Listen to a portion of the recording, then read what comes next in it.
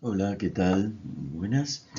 Eh, Este videíto te ofrece un tercer acercamiento al tema de la dimensión social y ciudadana de la vida cristiana, y esta vez lo vamos a hacer de la mano de Francisco, con la exhortación Fratelli Tutti, todos hermanos. Vamos a ver algunos números.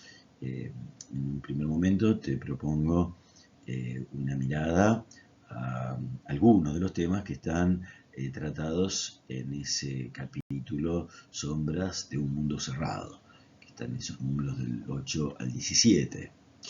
Eh, Francisco nos invita a pensar que después de la Segunda Guerra y las cosas atroces que ocurrieron, hubo signos de esperanza para una humanidad que aprende a vivir y trabajar en la comunión, en la fraternidad, en el amor. Por ejemplo, en la Comunidad Económica Europea fue dando paso también a una comunidad cultural, lo cual era un signo auspicioso. Países que estuvieron enfrentados hasta el odio y la muerte, la sangre y la muerte se ponen de acuerdo para vivir juntos. Es muy esperanzador. En Latinoamérica hubo también momentos después de la Segunda Guerra que hacían pensar en una Latinoamérica unida. Pero actualmente nos encontramos con que las zonas de conflicto en el mundo no hacen más que aumentar, y Francisco no, habla con frecuencia de una especie de tercera guerra mundial por capítulos, por etapas. Eh, Sin pensar lejos, tenemos esta confrontación, esta invasión de Rusia a Ucrania, de la cual estamos todos tan sensibilizados, eh, y otras que no son tan conocidas. En Nigeria, hace apenas un mes atrás, no hace un mes, hubo un centenar de muertos por estas milicias musulmanas extremistas. Eh, y, y, también, así como estas sombras a un proyecto de fraternidad, encontramos muchos elementos, por ejemplo también en lo que es el mercado, una expresión muy hermosa, abrirse al mundo. Hoy en día es traducida como un libre mercado en el cual los poderosos controlan la situación y tienen la sartén por el mango. Francisco nos pone en guardia de lo que sabemos, pero que muchas veces somos cómplices inconscientes: el imperialismo cultural, esa eh, capacidad que tienen los países poderosos en recursos de invadir. Si lo necesitan lo hacen con las armas, pero bueno, muchas veces les basta con invadir con sus empresas características. Y otra cosa que arroja sombras sobre la posibilidad de un mundo más fraterno es esa capacidad que también tienen los poderosos, que no lo hacen con inocencia, de cortarnos de nuestro pasado. Si nosotros no tenemos raíces, si nosotros no tenemos historia, si nosotros no formamos parte de un pueblo, si perdemos nuestros valores, entonces somos muy fácilmente manipulables. Y así, los que tienen los controles de los medios de comunicación, que en algún momento fueron la radio y la tele, pero hoy en día llegan a niveles totalmente capilares, llegan a cada centímetro, milímetro de nuestra vida privada, se introducen en nuestros celulares, y así eh, es difícil imaginar un mundo solidario, un mundo fraterno.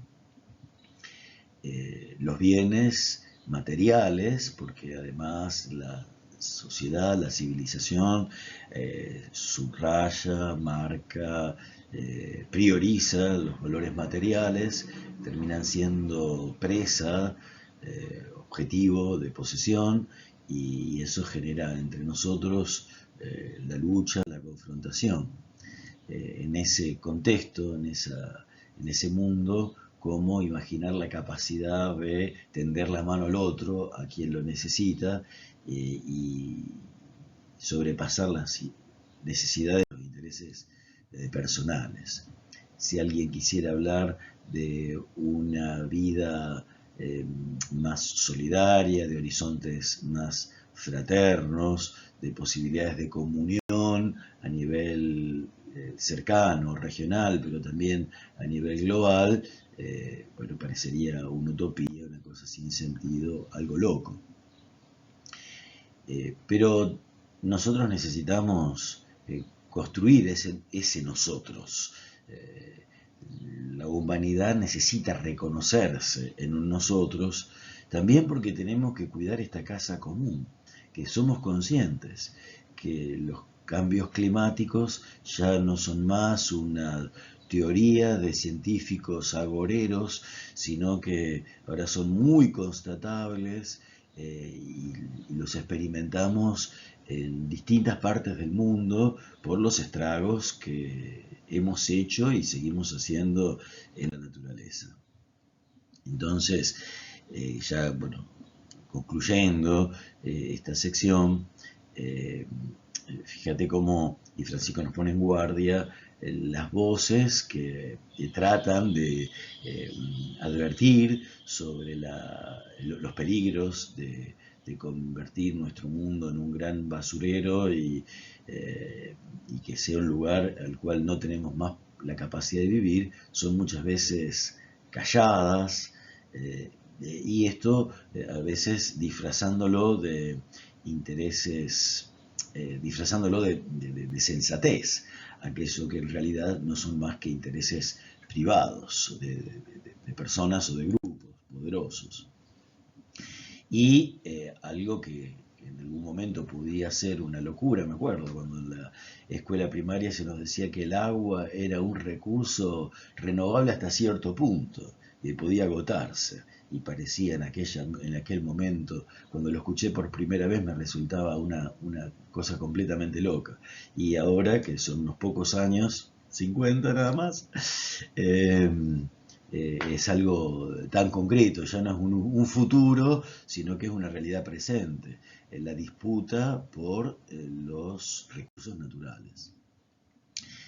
Como segunda propuesta, en esta dimensión social de la vida humana, un nuevo fenómeno que, unido a esta cultura del descarte, de que las cosas no sirven, de que las cosas no se hacen pensando en toda la vida, quizás como conocimos los que ahora pasamos los 50, los 60, los 70, había una industria que parecía que las cosas iban a ser para siempre. Hoy en día las cosas se hacen para que duren unos pocos años, y entonces después hay que descartarlas. Pero esta mentalidad no se aplica solamente a las cosas, sino también a las personas. Por eso esta imagen tan frecuente, tantas fotos en la cual vemos personas en medio de los basureros, personas tratando de rescatar algo, pero también la imagen te hace pensar en personas que terminan viviendo de la basura en la basura porque fueron descartadas del sistema, se cayeron del sistema o nunca entraron al sistema.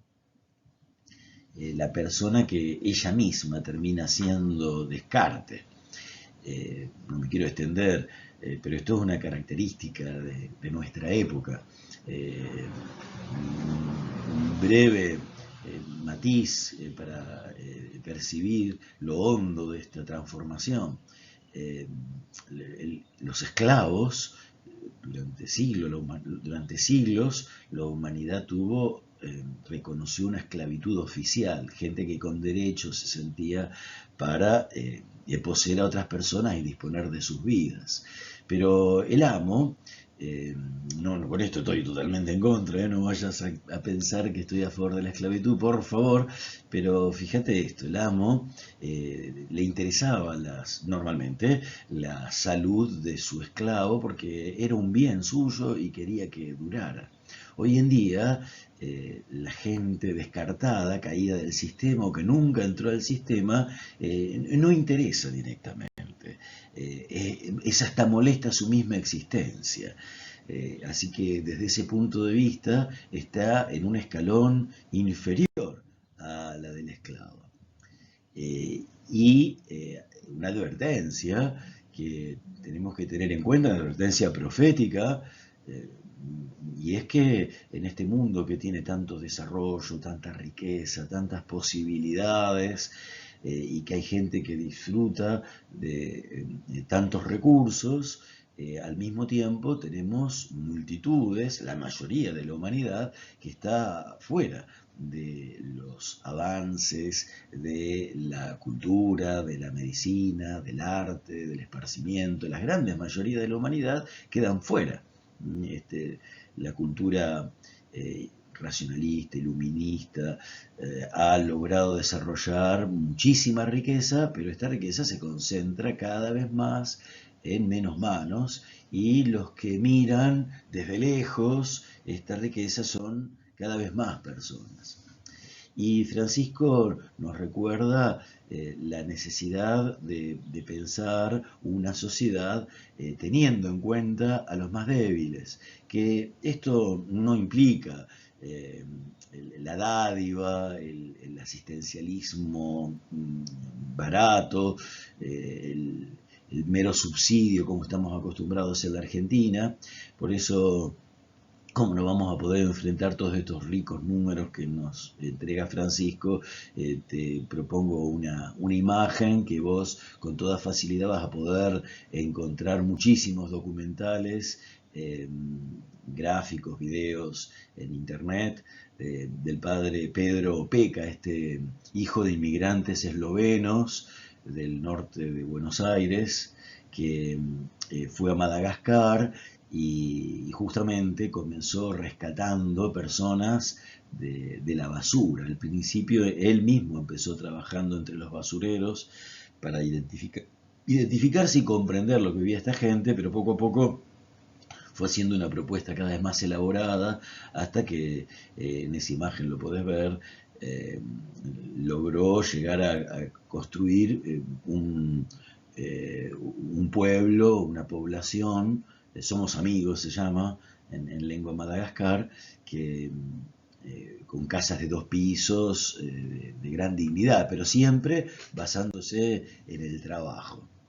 Y Francisco nos recuerda esta parábola del buen samaritano, que todos conocemos bien, en San Lucas, esta conmovedora historia, que sobre todo a la gente religiosa nos realiza una advertencia, porque este hombre que había caído en poder de los bandoleros y que lo habían dejado tirado y medio muerto, cuando pasa un sacerdote, no se detiene a ayudarlo, luego pasa un levita, es un servidor del templo, tampoco lo ayuda, y cuando pasa un samaritano, que no se llevaban bien con los judíos, se llevaban muy mal, es más, eran discriminados por los judíos, es el que lo ayuda.